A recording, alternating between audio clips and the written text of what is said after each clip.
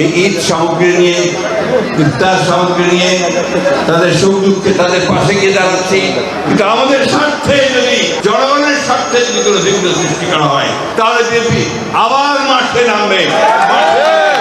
অনির্দিষ্টকালের জন্য সংস্কার চলতে পারে না, মানুষকে ভোটাধিকার থেকে বঞ্চিত করতে ষড়যন্ত্র হচ্ছে, জনগণের স্বার্থে প্রয়োজনে আবারও রাজপথে নামবে বিএনপি, এমন মন্তব্য করেছেন দলটির ভারপ্রাপ্ত মহাসচিব মির্জা ফখরুল ইসলাম আলমগীর।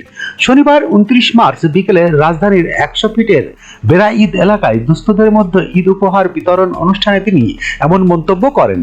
মির্জা ফখরুল ইসলাম বলেন, দেশি বিদেশি ষড়যন্ত্র চলছে, কোনোভাবে কোনো চক্রান্ত সফল হতে দেওয়া হবে না। ফ্রান্স, লন্ডন, আমেরিকা থেকে কেউ যদি দেশের মানুষকে উত্তেজিত করার চেষ্টা করেন তবে তা রুখে দেওয়া হবে। দেশে কোনো অস্থিতিশীল পরিবেশ মেনে নেওয়া হবে না। তিনি বলেন, বিএনপি ভারতের পক্ষে নয়, পাকিস্তানের পক্ষেও নয়, আমেরিকার পক্ষেও নয়, ইংল্যান্ডের পক্ষেও নয়, বিএনপি বাংলাদেশের পক্ষে।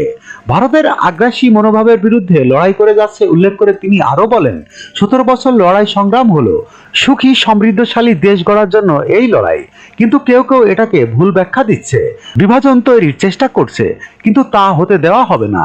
আমরা তিস্তা নদীর পাড়ে গিয়ে প্রতিবাদ করেছি। ফখরুল দাবি করেন, বিএনপি সব পরিবর্তন এনেছে, সংস্কার বিএনপি করেছে, একদলীয় শাসন ব্যবস্থা বাতিল করে বহুদলীয় গণতন্ত্র প্রতিষ্ঠা করেছে, তত্ত্বাবধায়ক সরকার ব্যবস্থাও বিএনপি প্রতিষ্ঠা করেছে। ছাত্র জনতার সম্মিলিত প্রচেষ্টায় ভয়াবহ দানবের থেকে দেশ মুক্তি পেয়েছে। তিনি বলেন, ডক্টর ইউনূসকে দেশের মানুষ সরকারের প্রধান উপদেষ্টা বানিয়েছে স্বল্প সময়ের মধ্যে লেভেল প্লেইং ফিল্ড তৈরি করে নির্বাচন দেওয়ার জন্য। সমস্ত সংগ্রাম হয়েছে নির্বাচনের জন্য, তাই তো বিএনপি নির্বাচনের কথাই বলে। তবে অনির্দিষ্টকালের জন্য এই সরকার ক্ষমতায় বসে থাকবে, জনপ্রতিনিধিত্বের কেউ থাকবে না, এমনটা মেনে নেওয়া হবে না। ASBD 24, সত্য প্রকাশে প্রতিশ্রুতিবদ্ধ। চ্যানেলটি সাবস্ক্রাইব করুন।